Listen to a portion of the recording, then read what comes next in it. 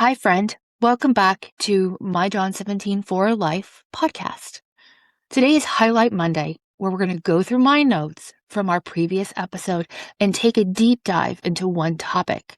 This way, you can take some practical application for your life so you can step into your John 17 for Life. On the last episode, something stopped me in my tracks. It wasn't the testimony or the transformation, but one sentence. He said God wasn't absent. He was just too loud to hear him. And I think that's where a lot of us are living. So let me slow this down for a second. Because if you miss that in the episode, you miss the whole thing. We spend so much of our lives asking, God, where are you? Why aren't you speaking? Why can't you help me out of this? I'm supposed to have a calling. What do you want me to do? But what if the problem isn't that God is silent and the problem is you're not? When David shared his story, it wasn't just intense, it was layered.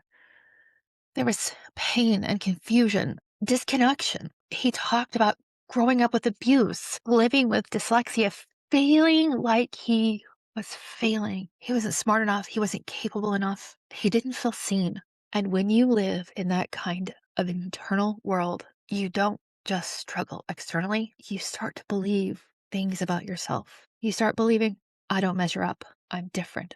I'm behind. I'm stupid. I have nothing to offer. I'm nobody special. I'm not like everyone else. But he said something that hit even deeper. He said he couldn't connect with God, not because he didn't believe, but because he felt God wasn't showing up for him. That turned into disbelief. The thing is, this is where it gets real for a lot of us. We don't always say it out loud, but we feel it. We sit in church, we read our Bible, we pray, and somewhere underneath all of it, there's a question. Why does everyone else seem to hear God and I don't? Why does God love them and not me? Am I broken? Too broken for him to use? So David did what a lot of us do. He filled his life with noise. He became a fighter, went to the gym, military, tattoos, constant stimulation. Not because he was chasing purpose, but because he was running from the pain. And I want you to hear this clearly. Noise is not always a distraction. Sometimes it's a coping mechanism because you see, silence, that's where things get uncomfortable. That's where the thoughts you've been avoiding show up. Silence is where the beliefs you've buried inside of you start to rise up. So instead, we stay busy, we stay productive, we stay distracted.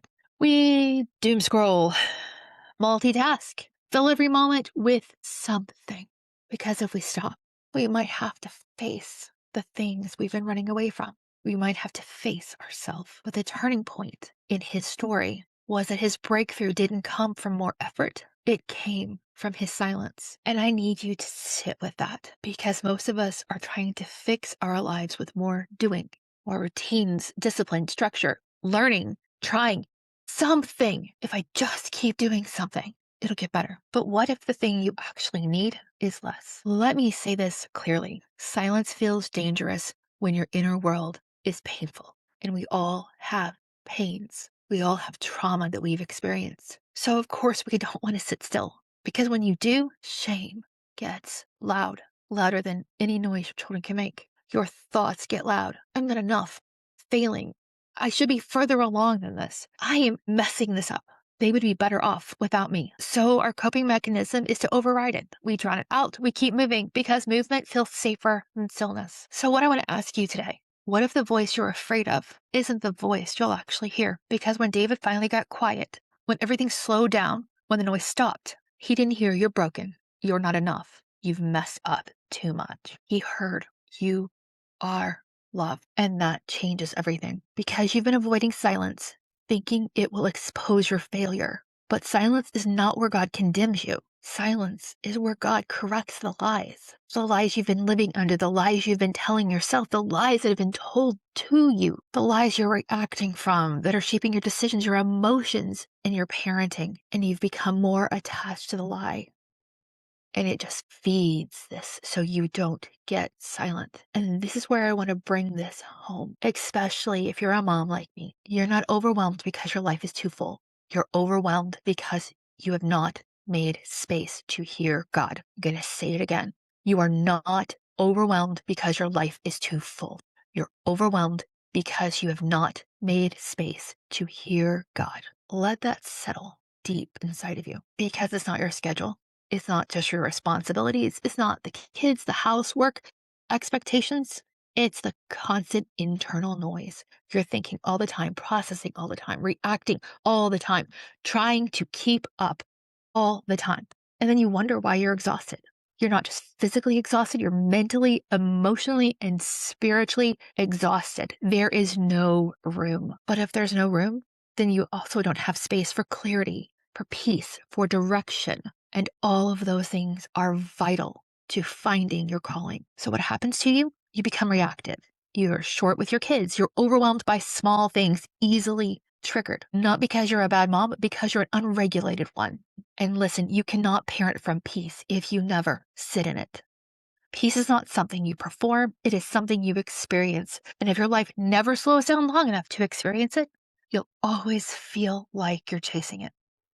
So let's make this simple, not complicated, not overwhelming. I'm not asking you to overhaul your life. I don't want you to wake up at 5 a.m. tomorrow and create a whole new routine. I want you to do one thing. We're going to do what I call the 2-minute silent practice. I want you to do this one of two ways. I want you to either sit in some place quietly, no phone, no music, no journaling, no distractions, just you and the quiet. If you can, step outside of your house tonight when it's dark. Look up at the sky, the same stars in the sky that have been seen throughout time.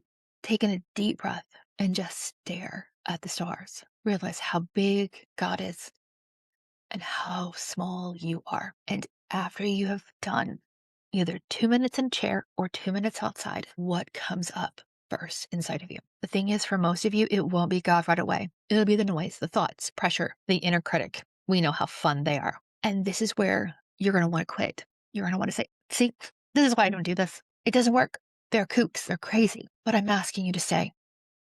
Because the first voice, that's not the final voice. Stay long enough to hear what comes after. Stay long enough for the noise to settle. Stay long enough for the truth to rise in you. Because God is not fighting to be louder than your thoughts. He's waiting for space. For some of you, you're going to feel like, I can't do this. I've tried meditation. It doesn't work. It didn't work for me either until I learned something.